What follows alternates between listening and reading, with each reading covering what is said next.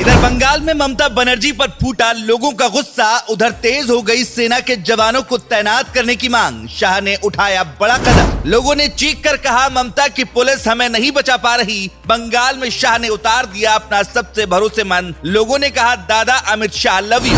बंगाल में बवाल के पीछे छिपी 57 मुस्लिम देशों की साजिश, भारत ने उड़ा दी धज्जियां। बंगाल और ममता बनर्जी को लेकर हो गया बहुत बड़ा खुलासा। इधर जैसे ही गृह मंत्री अमित शाह एक्शन मोड में आए, उधर बंगाल में बवाल की पूरी स्क्रिप्ट खुलकर सामने आ गई। हर कोई यही सोच रहा था कि आखिर बंगाल में बवाल कम होने की बजाय क्यों बढ़ता जा रहा है, लेकिन अब इस राज का पर्दाफाश हो गया है, जिसके बारे में जानने के बाद आपके भी पैरों तले जमीन खिसक जाएगी। रामनवमी के दिन से बंगाल में शुरू हुआ बवाल अभी भी वहां जारी है। पुलिस की लाख कोशिशों के बावजूद उपद्रवी शांत नहीं हो रहे हैं। इसीलिए अब बंगाल में सेना की तैनाती की मांग तेज हो गई है, क्योंकि इससे पहले बिहार में भी कुछ इसी तरह का बवाल हो रहा था। लेकिन जैसे ही वहां पर अमित शाह ने स्पेशल फोर्स भेजी थी, उसके बाद सारे उपद्रवी घर में दुबक कर बैठ गए थे।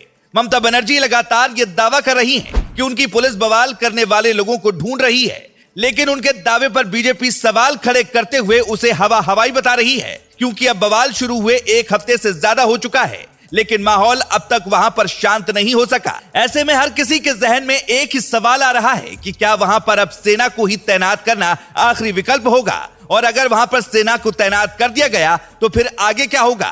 तो आपको बता दें कि सेना के जवानों को हर तरह के बवाल और उपद्रव से निपटने की ही ट्रेनिंग दी जाती है।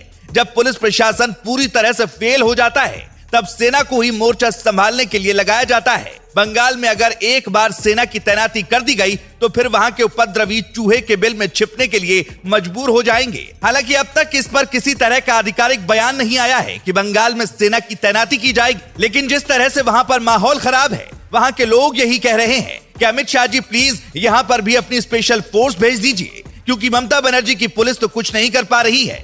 आपको बता दें कि अब तक ममता बनर्जी वहां पर कानून व्यवस्था को दुरुस्त करने का दावा करती आई हैं, लेकिन जब वहां माहौल ठीक नहीं हुआ तो गृह मंत्री अमित शाह ने इस पूरे मामले की रिपोर्ट ममता बनर्जी से मांग ली।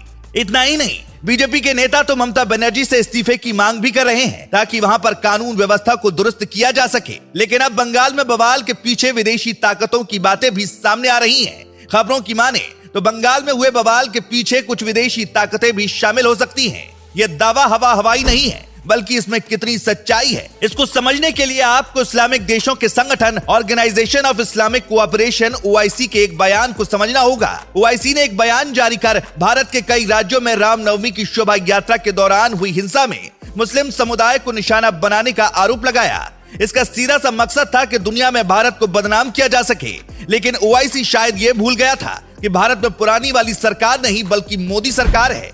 जैसे ही OIC की तरफ से यह बयान जारी किया गया, भारत ने भी उसका मुंह तोड़ जवाब दे दिया।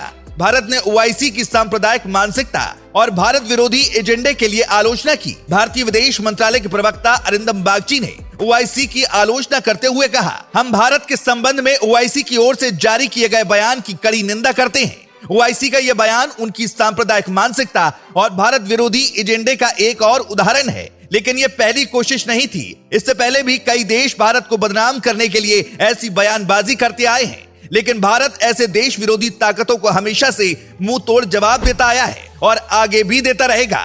Bureau report.